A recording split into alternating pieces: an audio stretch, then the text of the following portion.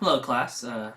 You may or may be excited to know that we're almost done with all the calculus topics of the year, so congratulations. You can almost see the finish line. Today we're going to talk about differentiating and integrating essentially E and log problems. We did it very briefly when we did Khan Academy, but in this case we're going to do a little bit more in depth of how to differentiate and how to integrate functions that say E or log or ln. Some of you may have seen those before and always get confused. Everyone always forgets them.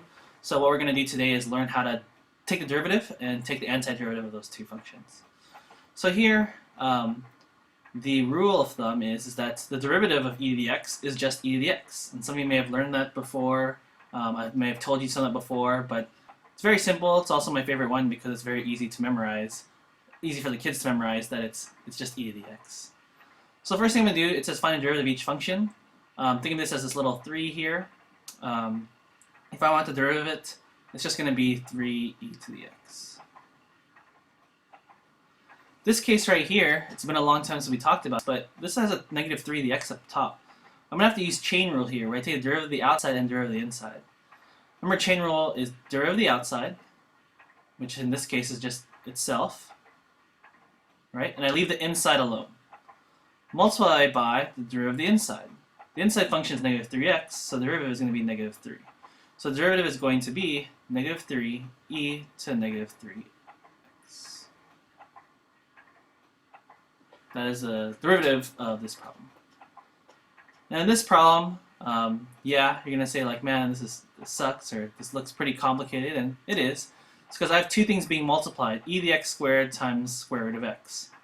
And also I noticed I can't take the derivative of the square root, so I'm going to rewrite the problem first with a fraction exponent. So e to the x squared times x to the half.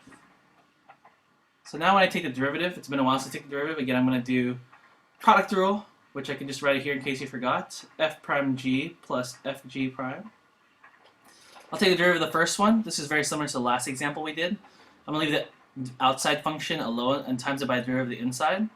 So it's going to be 2x e to the x squared.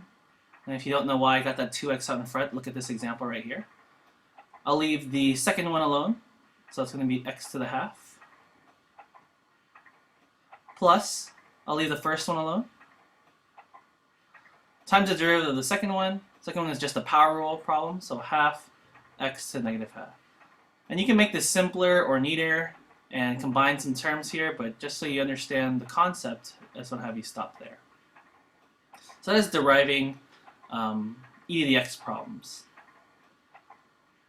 Now, integrating is the same thing if you understand derivative. The antiderivative of e to the x is just e to the x.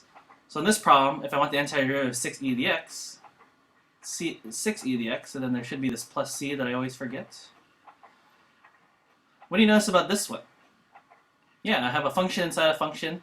There's no chain rule for antiderivatives. Remember, I had to do something called u substitution.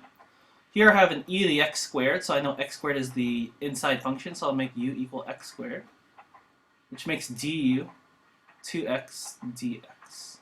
Okay. In this problem, I noticed that I have a 3, and I'm going to factor out that 3 to make life easier for me. And now, I notice that I have an x dx in the problem. So you see this x dx right here. And I want to replace it with u. So what I'm going to do is I'm going to divide both sides by half.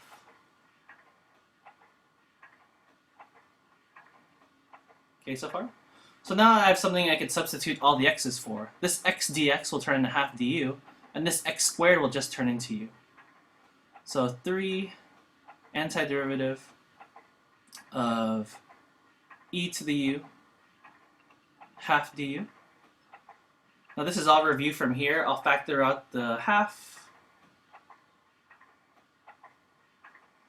I know the antiderivative of e to the u is just e to the u, so just turns into 3 to the half e to the u. Since I am done, I can just plug the original thing back in. So the answer is going to be 3 over 2 e to the x squared. Okay, so far? And then the last one, it's a definite integral because I have 1 and 2. Same thing, you'll notice that I have a I have an x squared minus 1, so I'm going to have to use u substitution. U equals x squared minus 1. And again, if you guys know how to use your graphing calculators, now's the time to start practicing how to get this in a calculator. Du is going to equal 2x dx. Again, in my problem, I have an x dx, so I want to get x dx by itself in this equation, which is like so. I'll plug it into the formula. Remember, when u substitution, I have to rechange these bounds. If I plug in 1 here, I'm going to get a 0. If I plug in 2 here, I'm going to get a 3. I'm going to get e to the u, and I'm going to get half du again by substituting everything back in. I'll factor out this half.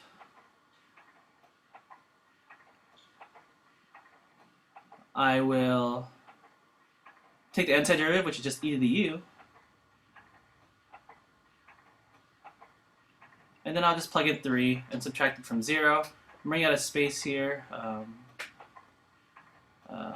Half e to the 3 minus e to the 0, which is the same thing as, this is the same thing as 1, so it'll be e to the 3 over 2 minus half. Okay. Or you could stop here, or again, you could use your calculator. Hopefully you guys are getting comfortable using it. Now, a little bit more tricky is the ln's. So e's are very easy. Derivative of e to the x is e to the x. Antiderivative of e to the x is e to the x. Now, when we talk about logs, or ln of x, by default, it's just 1 over x. But that's, you almost never see just take the derivative of ln of x. You always see it as take the derivative of ln of x to the third, or take the derivative of ln of cosine x, or take the derivative of ln of something. There's always something inside the parentheses. Whatever is in here, okay, whatever function is going inside ln, always going to be in the denominator multiplied by the derivative of the inside. And this is all for derivatives. So for example, see how I have ln x to the third. If the derivative of ln of x is 1 over x, the derivative of ln of x to the third is going to be 1 over x to the third times the derivative of the inside, which will be 3x squared. So my answer will be 3x squared over x to the third, or if you simplify that, 3 over x. Okay. This problem, you see this 3 up here, so you know I'm going to use some sort of power rule. I have a function inside a function. I have an ln of x inside to the third power. So I'll do the derivative of the outside, which would be 15 ln x to the second power, right? Because 5 times 3 is 15, and I subtract 1. Times the derivative of the inside. On the inside, I do have just an x here, so the derivative of ln of x is just 1 over x. So you could simplify this, you could put all this on top. You could say your answer is 15 ln x squared all over x. This one's a little bit tricky. I got a function, e to the x, that's inside the function, sine, that's inside the function, ln. So it's a chain rule inside a chain rule inside a chain rule. I know, it's crazy. So remember, I'll take the derivative of the outside and leave the inside alone. So if my outside function is ln sine e to the x, the first thing, or my outside function derivative, is going to be 1 over sine e to the x. Make sense? So derivative of ln x is 1 over x. Derivative of ln x to the third is 1 over x to the third. Derivative of ln sine e to the x is 1 over sine e to the x. Times the derivative of the next inside function, which happens to be sine. You know, derivative of sine is cosine. And I'll leave the inside alone. Multiply by derivative of the inside of that one. And derivative of e to the x is just e to the x. This is your answer.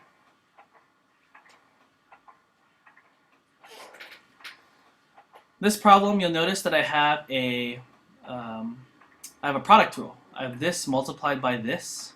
Okay. So as we did the last time, it's f prime g plus fg prime.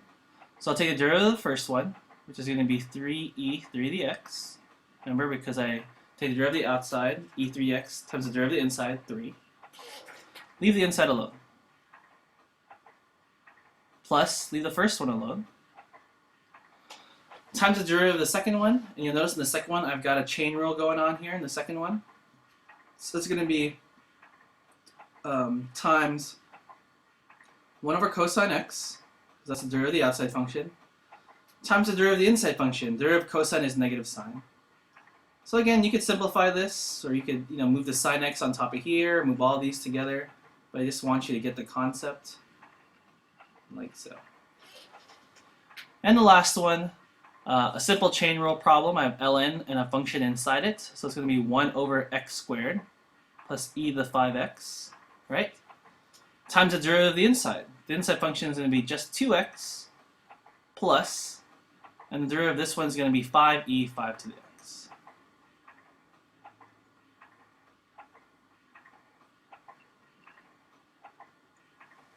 Okay. All right. This one we haven't done in a while, so I'm going to teach you how to do this one. It says write the equation for the tangent line at the given value. So it's been a while since we did this, and I told you the best way to write, or anytime they ask for the equation of a tangent line or an equation of a line, you always want to use point-slope form. And some of you may have forgotten point-slope form. Point-slope form is y minus y1 equals mx minus x1. Where all I have to do is plug in a point, x1 and y1, and a slope, and I get the equation of a line. It's way easier than y equals mx plus b. They usually give you x, so this part just becomes 1. Oops.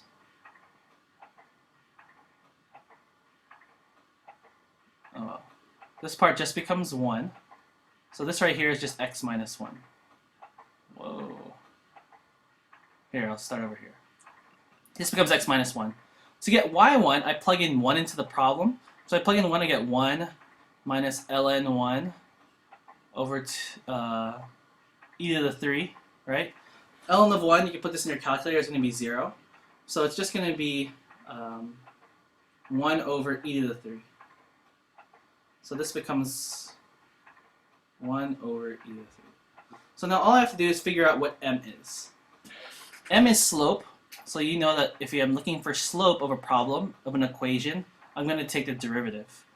So I will take the derivative at x equals 1. This one's a little bit different. You'll notice that it's quotient rule. I got here a function divided by another function. It's been a while, but quotient rule is f prime g minus fg prime over g squared, which is going to be the derivative of the first one, which is 2x plus 1 over x. Leave the second one alone, either 3x, or the denominator alone, minus, leave the numerator alone, times the derivative of the second one, which is going to be 3e 3 dx. Sorry, I'm running out of space, so I'm moving down here. And that's all over g squared, or it's going to be all over e to the 3x squared. And e to the 3x squared is going to be e to the 6x. Since I want the derivative at 1, all I'm going to do is I'm going to plug in 1 into everything. Okay. I'm going to plug in 1 into everything. This right here, if I plug in 1 here, I'm just going to get a, this was 2x plus 1 over x. So I'm going to get just 2. This becomes e to the 3. Minus, this just becomes 1 plus 0. And this just becomes, if I plug in 1 here, I'm going to get 3e to the 3. And on the bottom, I get e to the 6.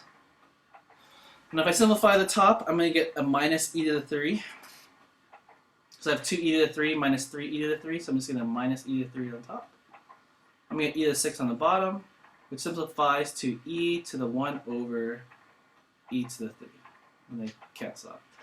So my problem, my slope of the line, I found my slope. My slope is negative 1 e to the 3.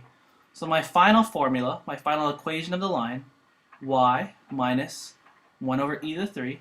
And remember, I got y by plugging in x equals m, negative 1 over e to the 3, which remember I got the slope by taking the derivative and plugging in 1, x minus 1. And remember I got x1 because they gave it to me. And this is the equation of the line that is tangent to this line at 1. I know it's complicated, I know it's weird, but we'll practice some more in class, and I think y'all will get it. So hopefully you guys enjoyed how to take the derivatives and antiderivatives of e and ln or log. Hope you enjoyed.